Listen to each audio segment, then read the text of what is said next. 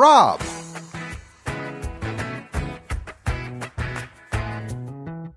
Coach.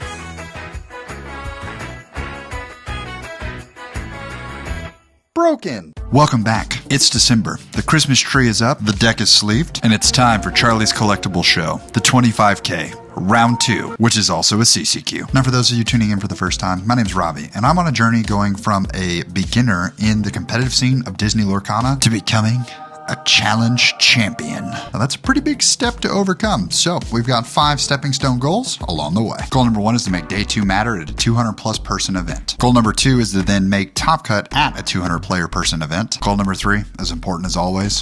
Thank you so much.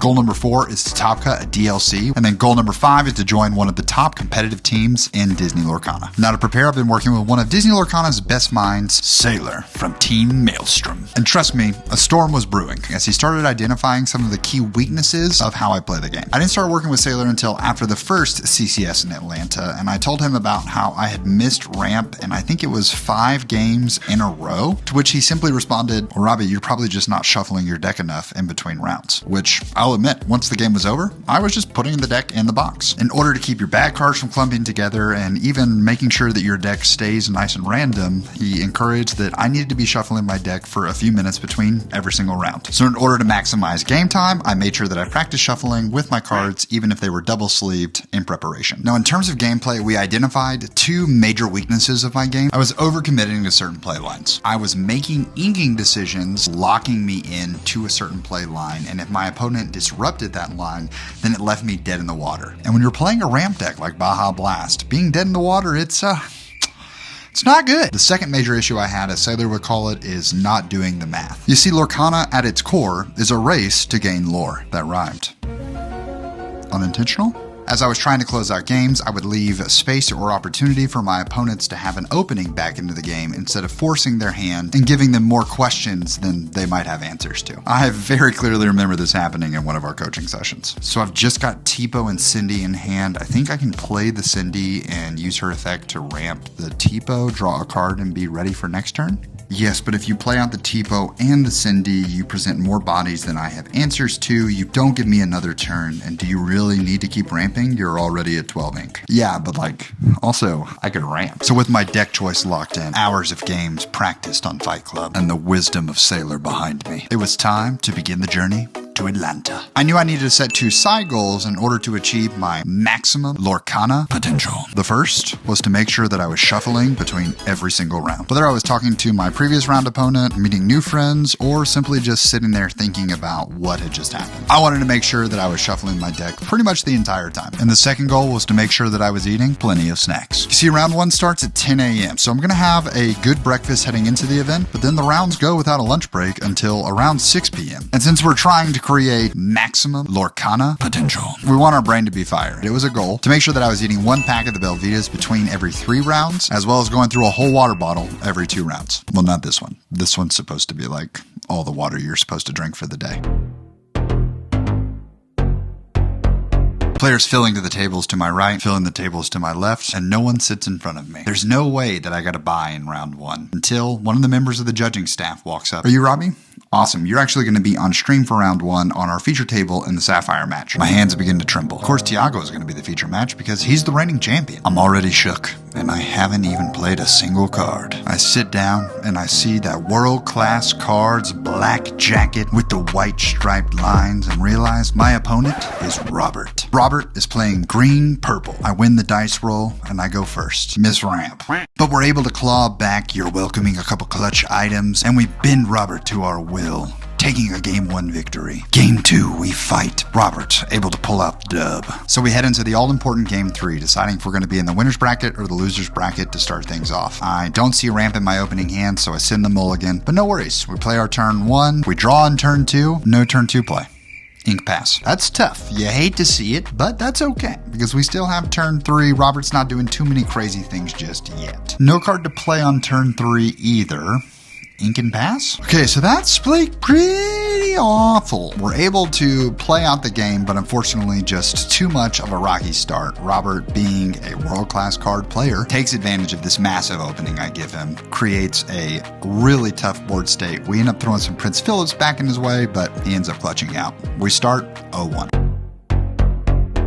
Round 2, we face Purple Steel. Shout out to you, Barber. We win 2-0. After all, this is the matchup we were most prepared for, so I was hoping to find it as often as possible because I had a good idea of what I was supposed to do each time. Had some crackers, finished off our water bottle, and made a quick pit stop before the next round.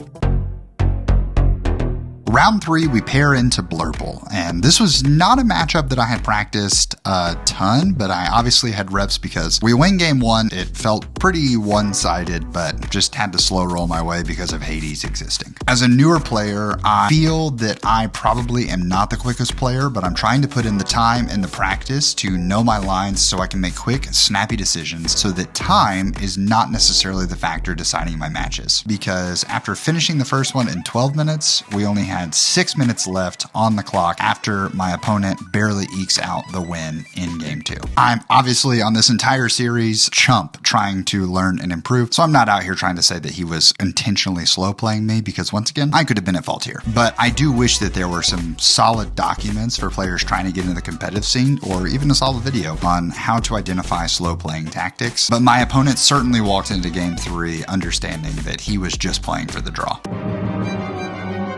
We can win out.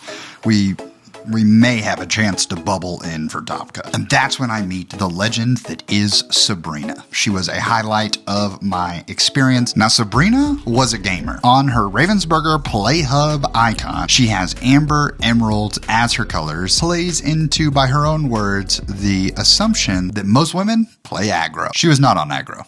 She was on Blurple. Game 1, I had sort of the exact opening that you're looking for inside of Baja. We head into game 2, and I have a total brain fart as Sabrina navigates her deck perfectly, and I realize that I have just left my 1-drop Clarabelle out there to die. Sorry, banished. It's Disney. And she's able to take a pretty commanding win in game 2. And game 3 was a much grindier back and forth matchup, but eventually we end up taking it and making a fantastic new friend along the way. Also, if this makes its way to Sabrina's eyes, please comment down below. You're a delight. And also, guys, she does foil playmats. It's amazing. Her work is awesome. Of course, we were still drinking water, and, well, that had consequences.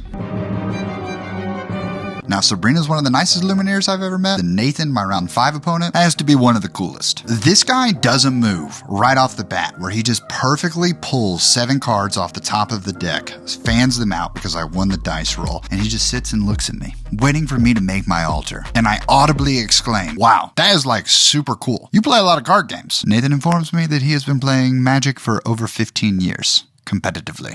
But he's playing Purple Steel, the matchup that we prepped for the most. So I'm ready to dive in and try to handle this. We draw a really good opening hand game 1. Game 2, he goes low to the ground, super quick. I'm not able to find all the pieces of the Prince Philip combo soon enough, and therefore I die to Cobras that are just spamming lore after we kind of wipe his board. And this is where Nathan made a permanent fan of me, because in game 3, I had control and I end up taking a bad trade that I am using a Philip incorrectly, and because of that, it opens a door for him to get back into the game, and I end up dying in game 3. Our tournament run is officially done.